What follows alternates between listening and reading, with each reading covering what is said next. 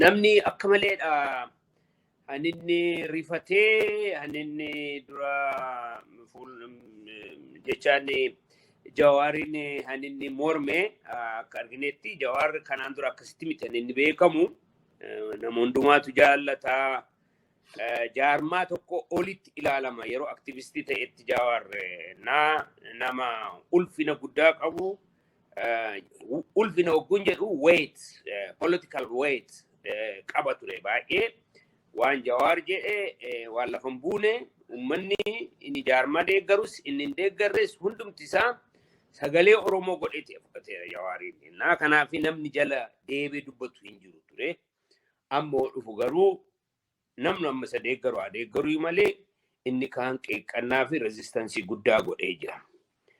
Anaan inni kun na dhibeedha.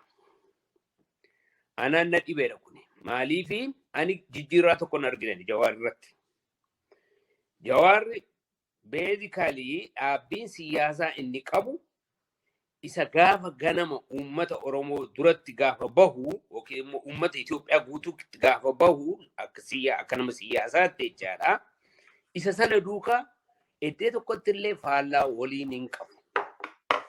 Kana ibsuu nan danda'a na yaada hundumasaa gaafa OLF Beyond Repair jedhee artikelii katabe han Jawaar uummata Oromoo birattis uummata Itoophiyaa guutuu birattis akka nama siyaasaatti sagalee siyaasaa tokko ta'een inni mul'ate gaafa inni artikelii kana katabe. Artikeliin kun baay'ee nama baay'eedhaan kuma ibbaatamaan kan lakkaa'uun hanninni dubbisame yeroo sanatti maaliifuu waan namni jedheen beekne jedhee namni kuni taabuu cabse ammoo dhugaa dubbate. Dhugaan kun maalinni adda bilisummaa Oromoo yerootti farakarakamee deebee qaccabee qoodamee harki diinaa olaantummaa godhatee nuti garuu of keessatti caccabnee burjaaja'ee garatti adeemuu gaafa wallaaluttidha. Inni kuni adda bilisummaa Oromoo ugaama eeggatanaa jaarmaa cimaa ta'uu danda'a iddoo akkasii gahuu danda'a isa jedhee shakkee isaaf hinaafee sodaatee jedhuuf naasuu guddaa ture. Isa diinaaf immoo gammachuu guddaa ture. Jawaari yeroon kun opportunity tokkodha jedhee yeroo kanatti filatee kana gochuunsaa uummata Oromoo biratti tun taane uummata Habashaa biratti attentionii guddaa akka inni argatu isa godhe. Innaa na yaadadha yeroo sanaa immiyyee Itoophiyaan xilaatim ወጣት ኦሮሞ ኢስላም መልካም nama akkasiiti fideefi Oromoo keessaati adda bilisummaa Oromoo isa diina Itoophiyaa ta'e waggaa meeqa akkasitti salphisee nama katabeedha.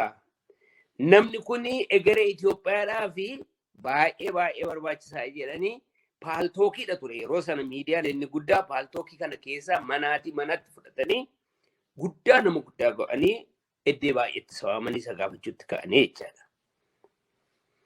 Walga'ii isa guddaa foorumii tokko kana warra akademishaaniidha piroofeesaroota doktoroota Itoophiyaa keessaa bebbeekamoo kan ta'an kan Masaayifaa Getaachoo eenyuun jedhamu Getaachoo piroofeesar Getaachoo ekonomistii tokko fa'aa kan isaan qopheessan foorumii kanarratti jalqabaaf Oromoo keessaa Jawaar Mohammadiin akka kibir ingidaa jedhanii hoggusan akka kibir ingidaatti afeeranii akka inni dubbatu godhanii Jawaar achi argee maal jee gabaabatti dubbadha.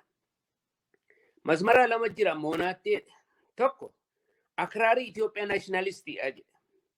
Inni tokko akraarii Oromoo naashinaalistii kan jiruudha.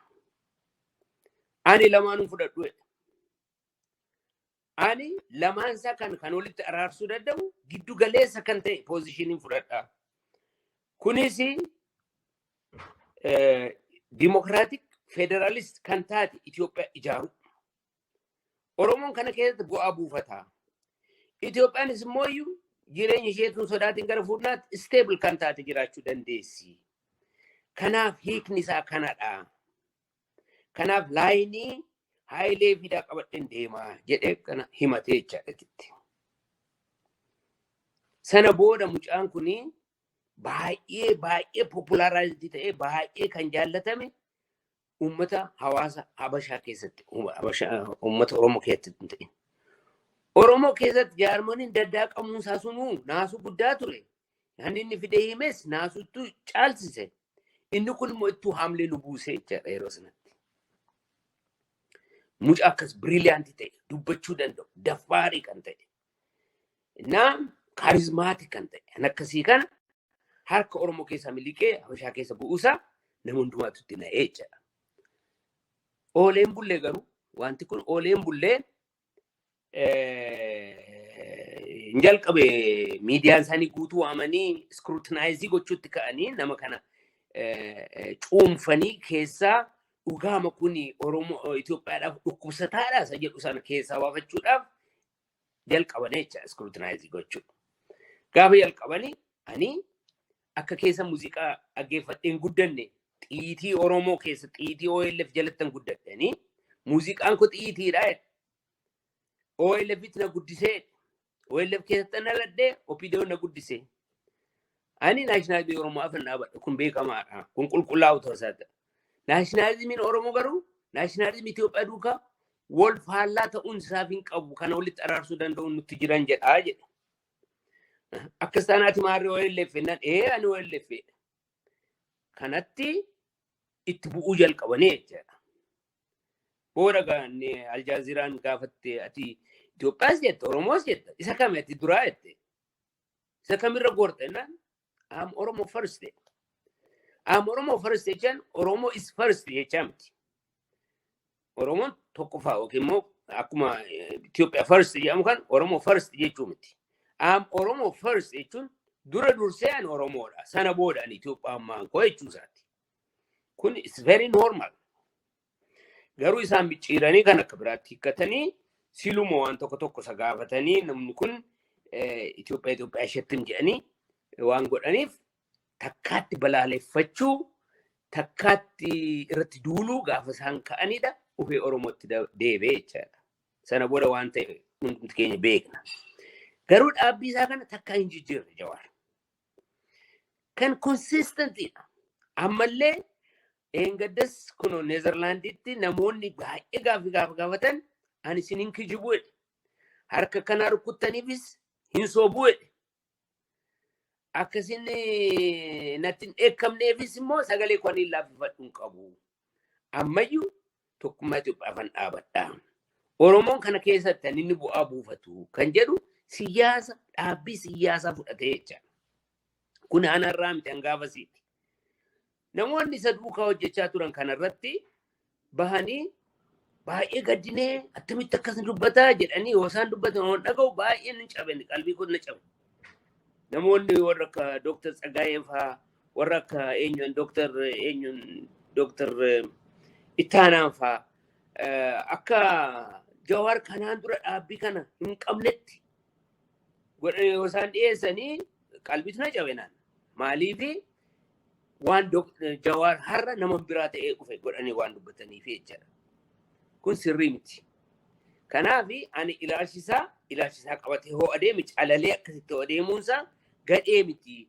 Kuni hawaasa hundumaa keessa waan jirudha. Dhaabbiin akkas wal dorgomu jiraachuunsaa it is healthy.